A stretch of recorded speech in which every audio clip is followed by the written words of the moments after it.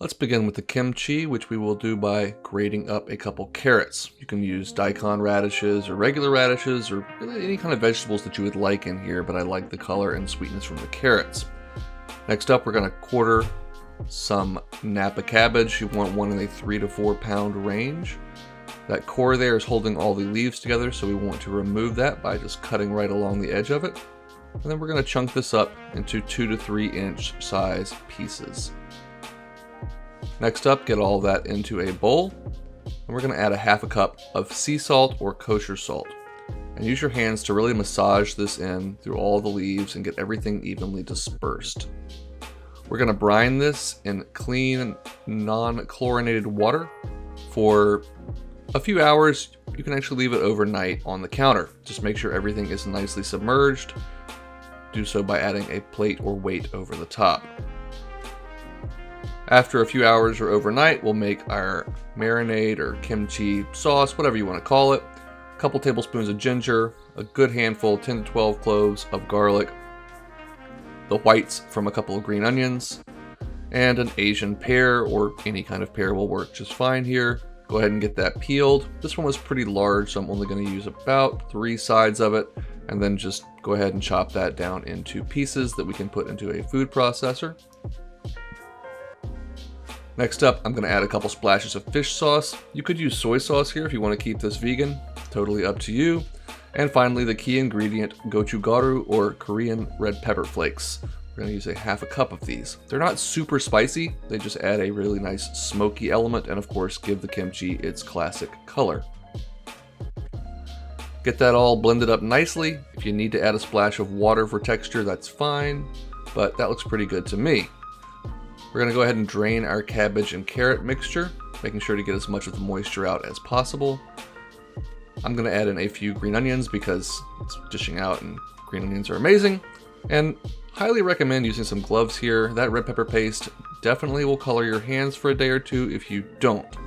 Go ahead and scoop your marinade out and massage everything very thoroughly until it is combined and coated.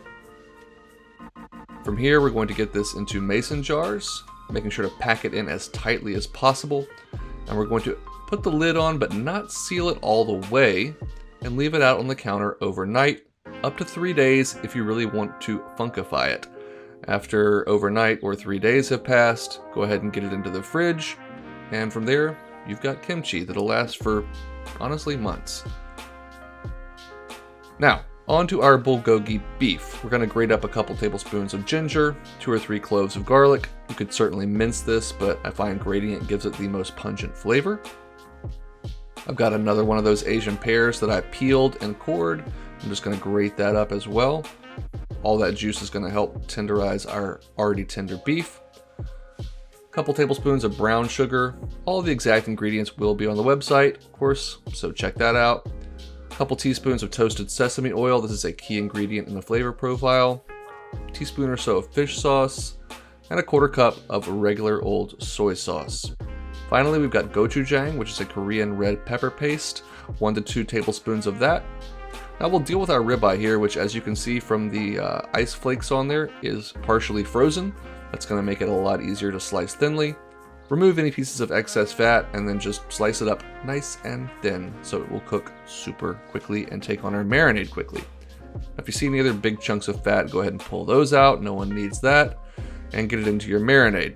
30 minutes is enough, but again, you can go overnight if you want to. From here, we need to get a cast iron skillet ripping hot. And while we wait on it to heat up, we're going to prepare our garnishes, which is some thinly sliced green onions, of course, again, and some thinly sliced peppers. Totally optional, but I love the colors. Now, into that ripping hot skillet goes a layer of our ribeye. Probably want to work in batches here. Give it 1 to 2 minutes to sear on the first side, toss it around, and this stuff is going to cook very quickly. So, as soon as it's done, like 3 minutes total, get it out of the skillet and into a bowl to rest. Cook your additional batches as needed, and once your house is totally filled with the sweet and savory aromas of seared beef and soy, give that a little rest, and of course, we're going to plate this up. Now, I steamed some rice off camera. You know how to do that, I'm sure. So, put that into a bowl or large plate, add a nice generous serving of your beef, And of course, we'll need to retrieve our kimchi from the fridge, which at this point has been fermenting for 2 to 3 days and is nicely pickled, fermented, and tangy. A little garnish of the peppers, green onions, and a final little flourish of some tuxedo sesame seeds for the thumbnail. So let's talk about the flavors here. We've got smokiness from that toasted sesame oil, we've got tender beef, umami from the soy and gochujang. It's a really delightful bite of food. Pair it up with that kimchi and it cuts through the richness of the beef just wonderfully. And again, it can be made totally vegan. Plus, that bulgogi marinade would be great on just about any protein, even plant-based ones, I do believe. So, I hope you'll give this a try and let me know what you think. Of course, have a great week and go make something delicious.